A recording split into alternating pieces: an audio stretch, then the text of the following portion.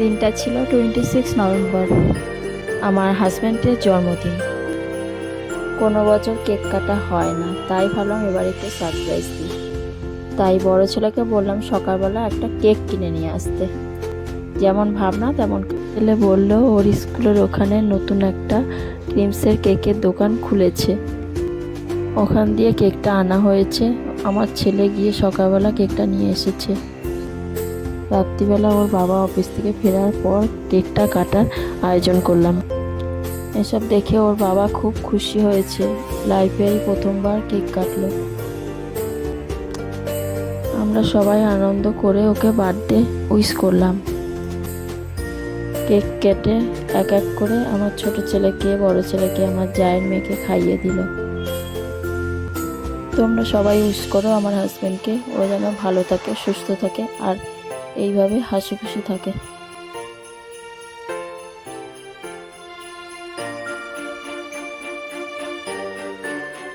আমার ছোট ছেলেকে কোলে নিয়ে ওর বাবা কেকটা কাটছিল, আর ও সবার দিকে তাকিয়ে তাকিয়ে হাসছিল খালি। ছোট ছেলেকে কেকটা কেটে খাওয়াচ্ছিল, আর ও কিছুতেই খাচ্ছিল না। তার কারণ ওকে ঘুম থেকে তুলে ডিস্টার্ব করা হয়েছিল।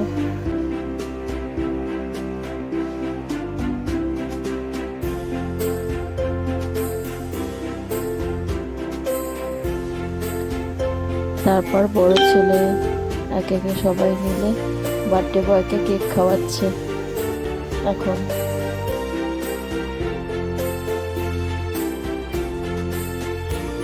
এখন আমার শাশুড়ি মাকে আমার হাজব্যান্ড কেক খাইয়ে দিচ্ছে। এখন আমি আমার ছোট ছেলেকে কেক খাইয়ে দিচ্ছি, আর এই যে আমার বড় ছেলে।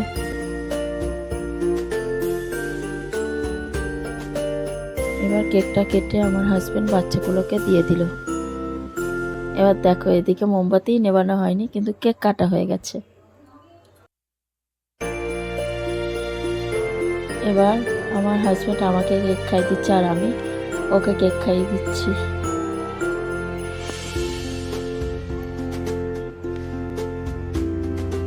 আর সব বাচ্চাগুলোকেও খাইয়ে দিচ্ছিলাম।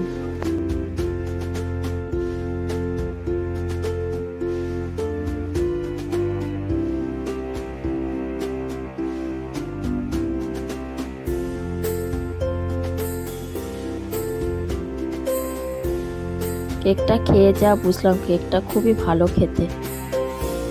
কেকটা আনা হয়েছিল কিন্তু ক্রিমস থেকে। দোকানের নাম নিলাম বলে ভেবো না প্রমোশন করছি, জাস্ট বলে রাখলাম যাতে তোমরা দোকানটায় ভিজিট করতে পারো। ভিডিওটা যদি তোমাদের ভালো লেগে থাকে তাহলে লাইক কমেন্ট করে দিও, আর আমার চ্যানেলটাকে সাবস্ক্রাইব করে দিও।